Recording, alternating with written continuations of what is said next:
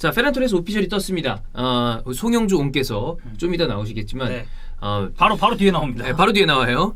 이 맨체스터 시티 입장에서는 뭐 지금 포워드가 없는 상황에 페란이 나중으로 길게 봤을 때 뭐 아쉬움이 생길지는 모르겠지만 솔직하게 얘기하면 데리고 온 다음에 페란이 만족할 만한 활약을 보여주기는 좀 어려워했죠. 애매하죠. 국가대표에서 오히려 활약이 더 좋았고 시티에서는 뭐 퍼스트9으로 나와봤고 그죠? 뭐 우측으로도 몇 번 이거저거 써봤어. 네, 근데 딱 조균 형이 얘기한 대로 기대할 만큼의 폼까지는 아니었다. 네. 네. 그래서 아마 맨체스터 시티 입장에서 어떤 식으로 이 선수를 해야 되나, 안고 키워야 되나, 적절한 오퍼가 왔을 때 매각을 해야 되나, 그다음에 페란의 어떤 의중도 중요한데, 여러분이 다 아시는 샘리, 사실 이제 맨체스터 시티의 유력한 기자들이 여럿 있는데 예전에는 뭐 최상위에 있었으나 최근에는 그런 느낌은 좀 아니긴 하지만 어쨌든 내부 이야기를 전달을 하려고 하는 사람 중에 하나입니다. 그렇죠. 그 사람이 얘기를 좀 했어요. 네, 이적 배경에 관해서 좀 이제 기사가 하나 나왔는데 저희가 그냥 뭐 전체를 다 말씀드리긴 좀 그렇고 그래도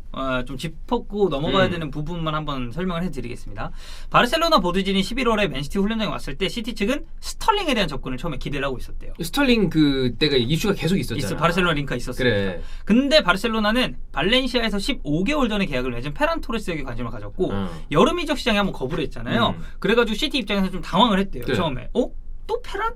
이러면서. 웬 페란? 그리고 사실 그때 거부를 했으니까. 언뜻 봤을 때도 이적한 지 너무 얼마 안 됐잖아. 네, 그쵸. 계약이 많이 남았으니까. 근데 이번에 이 바르셀로나 측에서 왔을 때는 뭔가가 바뀌었고 시티는 선수가 떠나고 싶어 할 때 종종 하는 것처럼 대답을 했대요. 우리 그러니까 막지 않을 건데 페란 토레스 막지 않을 건데 2025년까지 계약이 돼 있으니까 우리한테 좋은 제안을 그러니까 해줘라. 돈 맞춰라. 이게 펩도 그렇고 나간다 그러는 선수는 가. 약간 이런 느낌이야. 진짜 완전 즉시 전력감의 초초 주전이 아닌 이상. 그래. 그리고 사실 맨시티에서 초초 주전이면은 어지간한 팀 오퍼로는 흔들리지도 않을 거야. 없죠. 사실 뭐 베실바도 링크가 있긴 있었습니다만 결국 팀에 남았고 올 시즌 최고잖아요. 그렇지. 바르셀로나는 17년도부터 페란을 주시해왔고 여름에 계약을 하려고 했었다. 11월에 사비가 감독직을 맡은 이후 다시 한번 구단이 페란 영입에 도전해주길 바랬다라고 합니다. 페란과 과르디올라에게 확신을 준 이적 성사의 비결은 바르셀로나 새 프로젝트의 일부뿐만 아니라 이것을 페란이 주도할 것이라는 바르셀로나 측의 절대적인 주장이 있었다고 합니다. 그러니까 바르셀로나가 지금 쭉 보면 메시가 떠난 뒤에 페드리, 가비, 뭐 니코, 에릭 가르시아 이런 스페인 젊은 선수들 여기에 뭐 아라우오 그리고 에스알 술리 같은 이런 젊은 자원들을 주축으로 팀을 다시금 이렇게 좀 리빌딩을 하고 있는 그렇죠. 상황이잖아요. 리빌딩을 하나 중에 에릭 가시아 같은 선수는 이제 영종이 굉장히 좀 안 좋아하는 선수인데. 네. 맨시티에서 갔잖아. 어린 선수니까. 맨시티에서 갔어. 네. 그리고 나갈 때도 깽판 치고 그래. 나갔기 때문에 시티 팬들도 굉장히 안 좋아하죠. 네. 그래서 이 어떻게 보면 새 프로젝트의 중심으로 페란 토레스를 바르셀로나가 생각을 하고 있는 것 같고 시티는 페란을 팔지 않으려고 했지만 페란 토레스 본인이 모든 것을 과르디올라에게 전달했을 때 이적이 승인이 됐다고 합니다. 페란은 가족, 친구들과 떨어져 살면서 고군분투를 하고 있었고 맨시티에서 출전 기회가 적다는 것에 좌절감을 느꼈다. 또한 팀이 거물급 공격수를 원할 것이라고 생각해 이적 요청을 결심했다고 합니다. 뭐 저는 이거는 충분히 이해가 가는 대목이다. 그러니까 만약에 페란이 맨시티에서 그래도 남을 거라는 생각을 가지고 있었다면 새로운 공격수가 오고 또 어떤 윙 자원들에서 정리가 좀 있고 그런 페란에게 기회가 이후에 갔을지도 몰라요. 근데 본인은 내가 자리가 없을 것 같은데 근데 뭐 해리케인이고 뭐고 막 이러고 그래 뭐 홀란드 얘기 나오고 홀란드야 뭐 지금 약간 레알 마드리드 쪽 얘기가 더 많이 나오고 있습니다만 얘기 나오고 있으니까 이러면 내가 자리가 없는데 그 와중에 바르셀로나는 네가 우리의 핵심이야 라고 얘기를 하니까 그러면 전 나가겠습니다. 근데 또 맨시티랑 펩은 넌 나간다는 애는 안 잡는다. 약간 이런 느낌이잖아. 그리고 또 스페인 자기 자국이죠. 다시 돌아가는 거고 그리고 스페인 선수한테 이제 바르셀로나에게 뭐 악감정을 가진 더비 라이벌이라거나 그런 게 아닌 이상은 매력적인 클럽 중에 하나니까. 드림클럽 중에 하나일 수 있죠. 네, 그 와중에 그럼 맨시티 여기서 이슈 하나였어요. 이 종류를 맞춰줄 수 있느냐. 그렇죠. 근데 그걸 이제 맞춰준 거고. 네. 그래서 이제 페란의 측근들은 코로나로 인해서 이 선수 본인이 맨체스터 생활에 적응하지 못한 것이 큰 아쉬움이라는 이야기를 했고 과르디올라 감독은 행복하지 않아서 떠나고 싶다면 다른 곳에서 행복할 수 있다고 믿는다. 선수 생활은 짧고 언젠가는 끝난다라는 얘기를 했다고 하네요. 이런 거는 사실 진짜 되게 멋진 말인데. 쿨하죠. 네. 이게 본인이 선수를 했으니까 물론 만약에 펩도 절대적으로 잡아야 될 선수라면 어떻게든 설득을 했겠지. 그렇죠. 네. 근데 커리어라는 게 그리고 쓸 수 있는 자원들이 맨시티가 또 없는 게 아니라 그래 만약에 뭐 페란이 없으니까 팀이 막 안 돌아가고 있어 지금. 네, 그러면 야 안 된다. 그럴 텐데 그치. 없는데 지금 존나 잘하거든요. 네, 근데 그래서 이제 그 페란이 팀에 있는 동안 아구에로 같은 경우는 공격수적인 그런 조언을 아끼지 않았고 그래. 페란 진유가 있던 초기에 되게 도움을 많이 줬대요. 그러면서 에릭 가르시아, 라포르테랑 페란이 친하게 지내면서 필포든이랑 훈련 때 또 발도 잘 맞았고 여기에 스털링이라는 언어 프로그램을 마련해가지고 스페인어 그리고 영어를 이제 섞어 쓰면서 좀 대화를 했다고 하더라고요. 그러니까 좀 적응하려고 선수 본인도 노력을 좀 한 것 같은데. 예. 근데 이제 페란은 시티가 대승을 거둘 때도 언급을 잘 못 받았던 게 사람들이 그때 당시에 주로 얘기했었던 화제는 데브라이너, 포든, 글리시 없는데 시티가 어떻게 경기를 잘 풀어갔는지 이게 이제 주 쟁점이었고 근데 이제 스페인 쪽으로 시선을 돌려보면 페란의 명성 여전히 높다. 근데 바르셀로나 공격수가 더 필요하고. 네, 그리고 국가대표적으로 봤을 때도 독일전 6대0 승리 때 해트트릭 했고 맞아요. 베스트 11에 정말 붙박이로 자리매김을 한 데다가 유로 이후에 치러졌었던 5번의 월드컵 지역 예선 그리고 네이션스 리그에서 4골을 넣었습니다. 그리고 루초 감독도 페란의 역할에 대해서 의심의 여지가 없다. 그래. 그래서 이제 샘리가 얘기하는 건 페란은 프리미어리그에서 국가대표만큼의 이런 같은 경기력을 보이진 못했지만 선수로서 조금 더 라운드해졌다는 그런 얘기를 하더라고요. 그러면서 과르디올라 감독과 일하지 않았다면 지금 본인이 현재 위치까지 올라오지 못했을 것이라고 선수 본인도 생각을 하고 있다고 합니다. 그러니까 이것만 놓고 봤을 때 아주 뭐 나쁜 그림으로 막 이렇게 네, 이런 게 그래요. 아니라 네. 또 패배 이런 거 그냥 커리어 기니까 너 가고 싶은 데 가서 뛰어라. 돈 맞춰주면 오케이. 돈 맞춰줬으니까 가서 서로 해피하게 가는 거지. 그렇죠. 뭐 이적 과정에서 엄청나게 잡으면 막 그래, 있고 뭐 막 그런 건 맨체스터 아니고. 시티 막 욕하고 이런 게 그렇죠. 아니니까. 맨시티 이런 놈 새끼 들어온 지가 얼마인데 이런 얘기를 하는 게 아니고 그러면 중요한 건 이적료 맞춰줬으니까 페란 바르셀로나 가서 잘하고 물론 이제 바르셀로나의 결과에 따라서 영주 형이 저희 이제 촬영 빈도가 좀 달라지긴 합니다만 그거랑 별개로 맨시티는 공격수가 있긴 있어야 돼. 그걸 이제 생각하면 되겠죠. 네. 자 그러면 영주 형 불러보시죠. 영주 형. 야. 오늘은 제가 영주 형이랑 둘이 네. 페란 얘기를 좀 하려고 하는데 네. 오자마자 샌드위치 드시고 콜라 드시고 기분이 굉장히 좋으신 것 같습니다. 나는 무슨 이런 새벽부터 영상을 찍자고. 네. 오전 9시 반쯤 됐는데 네. 저희한테는 오전 9시 반은 새벽 중에 새벽이잖아요. 그렇죠. 뭐 아무래도 새벽 중계 스케줄도 많고 대부분 이 시간대는 새벽 중에 끝나면 주무시고 계시는 경우가 네, 많죠? 자죠 보통. 네네. 네. 그만큼 페란 토레스의 영입이 중요하다는 거지. 어떻게 보세요? 이스타 TV 쪽에서도 이 새벽에라도 찍어야 된다. 네. 송영주를 불러라. 이 정도로 페란 토레스가 중요한 인물이라는 거야. 27년 5년 비웃냐? 계약. 아니 안 비웃어. 어. 아니 저는 기본적으로 라리가로 가는 선수들에 대해서 그리고 라리가에서 오는 선수들에 대해서 좀 애정이 있어요. 그렇군. 네, 그렇기 때문에 좋은 자세야. 네, 저는 종인 형이랑 좀 다릅니다. 저 비웃지 않아요. 알았어. 네.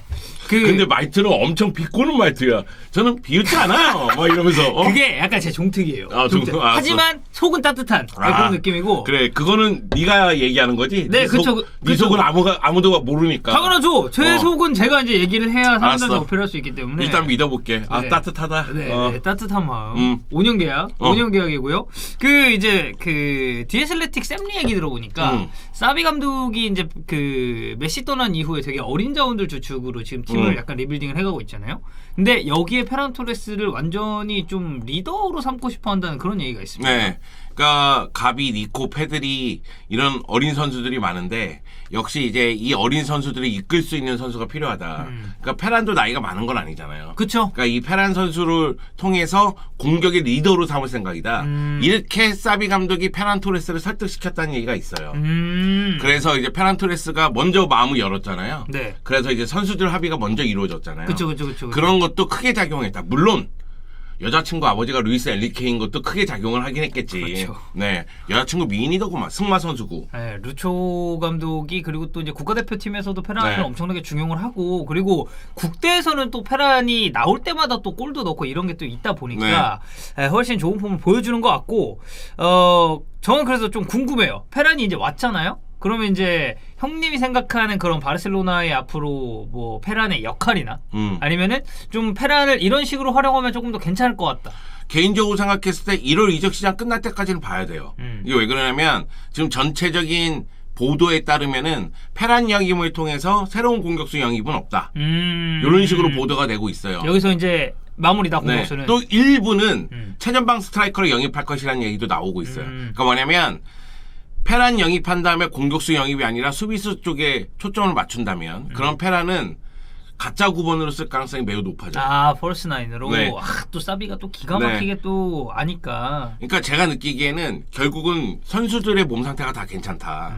그러면은 최전방의 데파이, 왼쪽이 안수파티, 오른쪽이 페란이 될 가능성이 크죠. 네. 그런데 그러지 않을 경우에는 특히 안수파티 같은 경우에는 관리를 해줘야 되니까. 그렇죠. 그럼 데파이하고 페란하고 넘버 9을 놓고 경쟁을 시킬 가능성이 크다. 아, 그런 형태로. 그게 왜 그러냐면 지금 전체적으로 사비 감독이 쓰는 전술 중에서 좌우에 있는 윙어로 나오는 선수가 앞대 우수왕 덴벨레라고 봤을 때 1대1 돌파를 계속 시켜요. 네네네네. 그래서 이제 측면을 허물고 그때 이제 하프 스페이스로 들어가는 선수들에게 득점 기회를 만들어주고자 노력을 하거든요. 네. 그런데 이제 페란의 득점력을 이용하기 위해서 전방 쪽에 배치를 하는 경우가 많을 것으로 보이고 그렇지 않다면 그리고 뭐 새로운 스트라이커를 영입하거나 안스파티의 몸 상태가 너무 좋거나 이러면 이제 데파이가 전방으로 가고 오른쪽에 페란이 올 가능성이 있죠. 네. 그러니까 좀 말씀 들어봤을 때는 확실히 페란이 이제 쓰임새가 좀 많다 보니까. 네. 그러니까 옛날 발렌시아에서는 거의 우측으로만 나왔었잖아요. 근데 맨시티 가면서 이 펩 아래서 가짜 9번 역할도 소화를 하고 이 윙어로서의 역할도 몇 번 이제 또 해본 적이 있으니까 네. 활용폭이 훨씬 더 넓어졌고 이걸 바르셀로나에서 잘 활용할 수 있을 것이다. 네, 그럴 거예요. 왜냐하면 또 덴벨레 재계약 문제하고도 연관이 돼 있기 때문에. 그러니까 이게 굉장히 좀 복잡한 게 1월 이적 시장이 끝나고 상황을 좀 지켜봐야지만 덴벨레가 재계약을 한다면 덴벨레가 우측 측면에 책임질 가능성이 커요. 덴벨레가 우측에서 가장 좋으니까. 그러면은 페란은 최전방에 쓸 가능성이 있다 이렇게 볼 수가 있고 만약의 경우 덴벨레 재계약이 이루어지지 않는다 그러면 이제 페란이 우측 측면에 책임질 가능성이 좀 더 커지죠. 그러니까 결국은 페란은 최전방 내지는 우측이에요. 네, 그렇게 보면 되고 만약의 경우 그럴 일은 없겠지만 사비 감독이 4-2-3-1 같은 포메이션을 가동한다면 네. 그러면은 2선 내에도 쓸 수 있겠죠. 아, 이선 네. 뭐 중앙에 써도 되고 네. 아니면 뭐 우측 2선 우측에 써도 상관없는 거고. 근데 이제 그 위치에는 가비도 쓸 수 있고 여러 선수를 쓸 수 있을까 그거는 좀 지켜봐야 되는데 일단 가능성이 가장 높은 건 가짜 9번 아니면은 오른쪽 윙어 요 자리가 되지 않을까. 근데 저는 어느 위치에 있든 만족할 만한 활약을 할 거라고 생각을 합니다. 페란 괜찮은 얘기입니다. 네. 기분이 굉장히 좋아 보이십니다. 아, 좋죠. 저는 많은 분들이 그 얘기 했잖아요. 저도 그 얘기 했잖아요. 페란은 이 종류. 5,500만 플러스 1,000만. 그쵸. 근데 이 1,000만이 가동되기가 쉽지가 않아요. 그러니까 그게 옵션이잖아요. 네. 이런 조건을 만족을 시켰을 때 이게 추가적으로 붙는 그런 느낌이니까. 그러니까 쉽게 얘기해서 페란이 라리가 득점왕을 하거나 발롱도르를 타거나 또는 타 팀으로 이적할 때 1억 유로 이상을 받거나 아니면 바르셀로나가 챔피언스리그 우승할 때 70% 이상 출전을 하거나 네. 이 네 가지 조항이거든요. 네.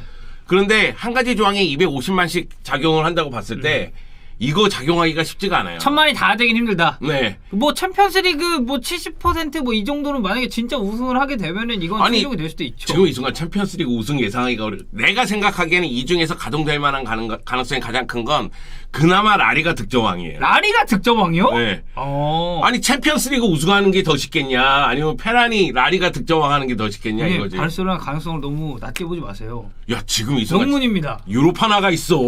바르셀로나 화이팅. 무슨 챔피언스리그 우승이야? 바르셀로나 화이팅. 그러니까 이 1,000만 옵션은 노내로 따져야 된다고. 그러니까 뭐냐면 5,500만 정도로 생각하는 게 맞다. 근데 말씀 듣고 보니까 딱 그게 맞는 것 같아요. 발동되기가 힘든 네 가지 조건들이고. 네, 근데 이제 일반 축구 팬들이 보기에는 6,500만이라고 생각하니까 야 페란에게 좀 6,500만? 비싸죠. 그렇게 보면. 네, 그럼 비싸게 보이는 거고 또 어떻게 보면 비싸죠. 왜냐하면 바르셀로나 4,500만부터 찔렀으니까. 그렇죠. 원래는 이제 여름 때 한번 데려오려고 했었다가 이게 빠그라졌고 네. 이번 겨울 때 이제 성공이 된 거니까요. 그리고 페란이 지금 발목 부상에서 돌아오는 과정인데 아마 1월 초에 코파델레이 경기라든가 네. 스페르코파 경기에 출전시킬 생각이라고 하더라고요. 장기 부상이 또 있었으니까. 네, 스페르코파 경기는 엘 클라시코입니다. 엘 클라시코. 네, 이제 그러니까 늦더라도 엘 클라시코에는 출전시키고 싶다.